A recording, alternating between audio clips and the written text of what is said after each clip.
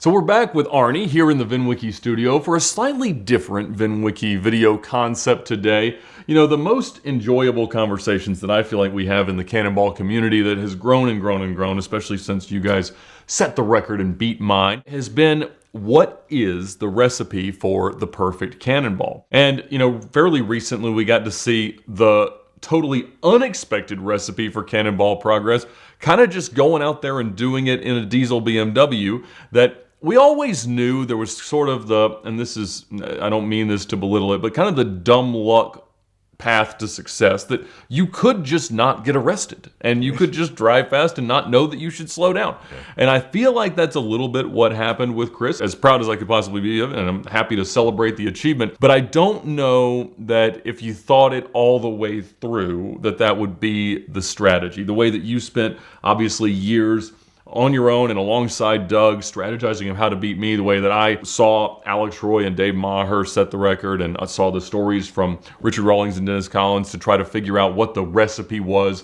in a modern context for a dream that began really when the record hadn't advanced from 1983. And so having you here, I thought it would be fun to film our thoughts on what would it actually take to go out there without a global pandemic and beat 2539. Well, I think at this point, you need traffic to be moving faster. Okay. And I think that if they raise the speed limits, you get most traffic moving faster. And I've also thought, I figure these electric cars, like Teslas, will end up in road trains in the right lane, kind of to use the aerodynamic efficiency. I'm talking future. I think if you can get the left lane cleared, that is an opportunity to beat 2539. Of course, you could just go out and drive way outside the spirit of Cannonball and have some dumb luck and maybe get there. That scares me because that is, outside of the spirit of what Cannonball is. That's something that, I would never attempt. Yeah, because again, there's just enough to lose in life that's not the way to approach it. I think you're right about clearing the left lane is one of the most valuable things. And when we did it back in 2013, even though it was not a terribly unique circumstance in the United States or in the world, it was a time when fuel prices were really high, which meant that summer vacation and fall vacation travel wasn't as much of a thing. And it was around the time where GPS speed monitors were starting to be in trucks. And that meant that there were a lot more of these tractor trailers and semis that were limited to 71 to 73 miles per hour. And so that meant that a lot of them just did not pass each other. So I remember waking up as Dave was blasting through Eastern California, and it was just literally a line of lights on the sides of semi-cabs. I slept twice for maybe 20 minutes at a time. But when I woke up and that was what I was seeing, I was like, Dave, what if one of these guys pulls out? He's like, I've been thinking that, but none of them do. And he was cruising along at 135, 140 miles an hour. And the truckers were obviously talking, but it was a flex we had on the CB antenna. We couldn't hear what they were saying. It was not positive. And we were generally they were not cutting us off. And whatever they had done to decide that was the best way to abide by the new rules, certainly limited left lane blockages. And so I think that you're right. That's a big thing. Now today, what is the best car? I think we're at a point where to go much faster to get into the 24-hour area, you almost need a sports car. You need something that handles better because, when you think about Cannonball, it's you just think about the Ohio Turnpike. Right. straight lines. It's just a straight line to LA, which it's far from that. There's a lot of twisties, and you're dealing with mountains in the east and mountains in the west. So I think you need to increase the speeds there. I'm thinking, Porsche 911, but that opens up the door to, you're driving a Porsche. It's very easy to identify. Take that, Porsche. Doug. Yeah. And I agree. I think, one thing that you guys did that was a meaningful advancement / advantage was having way more spotter cars, way more people driving out at pace ahead of you. I think that to really go about it right now, you'd have to be thinking at least 50, maybe 100 spotters in a network that's managed by a central mission control. And if you have that, and you think, all right, well, we're going to have another spotter every 50 to 100 miles, there you start to think, well, I don't really need that many countermeasures on board. Yeah, no, that's true. It could almost all be managed externally. Yeah. And so if you did that and you could truly minimize the impact on the drivers, then I think you do open up the chance. You don't have to have a lot of dash real estate for our screens that make us go faster. But that's how you go fast. More screens, more speed. That's the rule of Cannonball. And so I think that if you were able to do that and you did go with either a GT Ferrari like a Lusso F12 812, assuming that you could manage the fuel, or a 911 Turbo S, I think that works great. I've always loved the idea of a Bentley Super Sports. I think that the stability, because it's already such a heavy car with so much performance capability, that still feels like the answer to me. Right, those cars do feel good at high speed. I love them. It's not a Bugatti, I can tell you that much. As much as I've appreciated the comments that I should go Cannonball the Bugatti, I could barely pack enough socks. Well, you could set the record for the most fuel stops. It'd be the fastest Bugatti to drive across the country without much competition. We love a granular Cannonball achievement, and it would be that. But yeah, I think that's it, is, big spotter network, great mission control, comprehensive understanding of things that we, couldn't zoom out and understand, just a few short years ago. And a car that is even more capable, thinking that you're going to have to spend a meaningful amount of time above 160 miles an hour in order to average, what's 24? It's like 112? I think it's 118. So I averaged, 98 overall, 100 moving. You guys were like 110 moving? 112 moving, 110 overall. Yeah, so we're talking about a similar advancement in pace. That's... it's like, oh, well, that's not a big deal. That's only, it's like going in the quarter mile. Going 11s is one thing. Going 9s is like, it's a whole other few things. That's it. And so what was the wheel horsepower of the E63? 700. Okay. And I was totally stock powertrain in the CL with a slush box automatic, and so probably 400 or so. Yeah. So extrapolating, you'd need to be pushing 1,000 horsepower in capability. Yeah, it's all about keeping the average, Right. Like if you can keep your speed up. But, like I said, driving outside the spirit of Cannonball is just something I'm not interested in. So, yes, you need a lot of power to have that jump speed, because, I like to slow down to pass people. And, obviously, you don't want to be upsetting too many truckers and everything else, That's right. Now, so I did 3 fuel stops. You did 4 each time, right? Right. And so what was the total capacity on your cars? 65.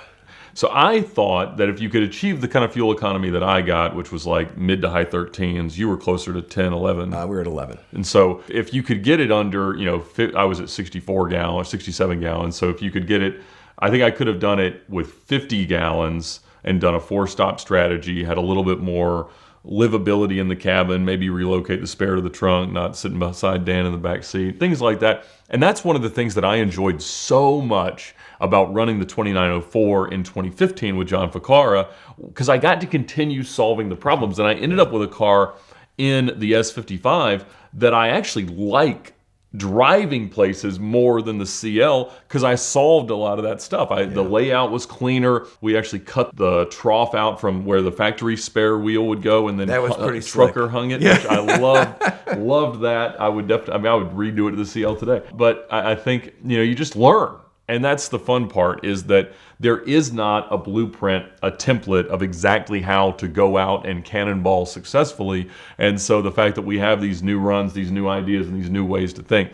Now, 2 or 3 people at that kind of pace. I really think that we're at a point where we got to go to 2. Got to drop the weight. If we went with our strategy of a sports car, like you pretty much have to. Yeah.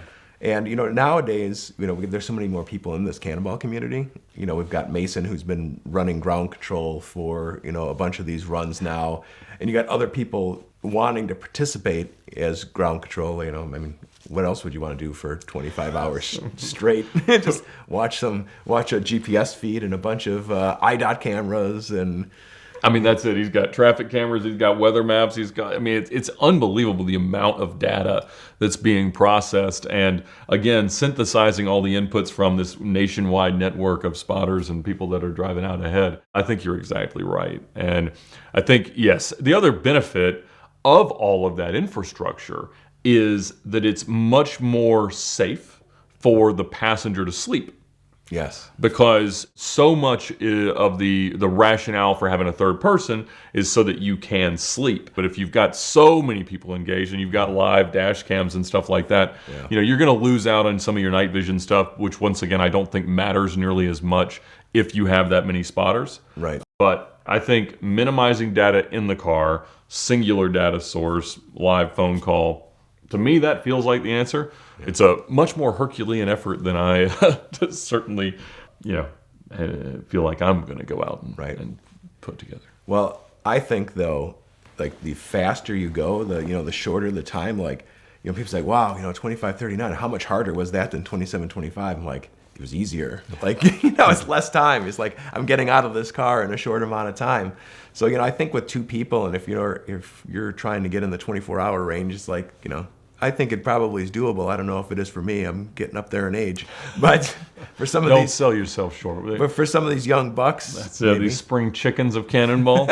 I agree. Yeah, it certainly is a different thing. Even when I do the goofy old car, cheap car drives, I feel so much more fatigue than I did 10 years ago. Yes, and I think it's a different thing. And so, between 2725 and 2539, with the anticipation that if the E63 had been the car for the COVID run, you probably would have been an hour and a half faster. Do you think that the real advantage of the world being shut down, many jurisdictions instructing their cops not to work or not to pull people over, do you think it was a 4-hour advantage? No, I don't think so. When we ran, it was May. And already, like, the West Coast stuff was opening up, and they were starting to crack down on people speeding. I remember seeing right before we went that California had these articles out. They're like, speeding's on an uptick, and we're out here busting people. And like, the magic weekend was April 4th.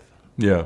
Yeah. Like that was the magic weekend when my E63 got destroyed when I was scouting for Sean in the diesel TDI. I think that if we would have went out in the Mercedes that weekend, we would have been sub 24 hours, 100%. Easily. Like there was no. I mean, that's when it was empty. Yeah. We were like 2-3 weeks in, and like we're seeing people in China die in the streets on TV. Like nobody knew what was going on. Nobody had an idea. Yeah, and I was at home with a newborn, so I was at no risk of deciding to strap up and go out and re-Cannonball. But I was glad you were able to retake the record. Yeah, so. I had no intention.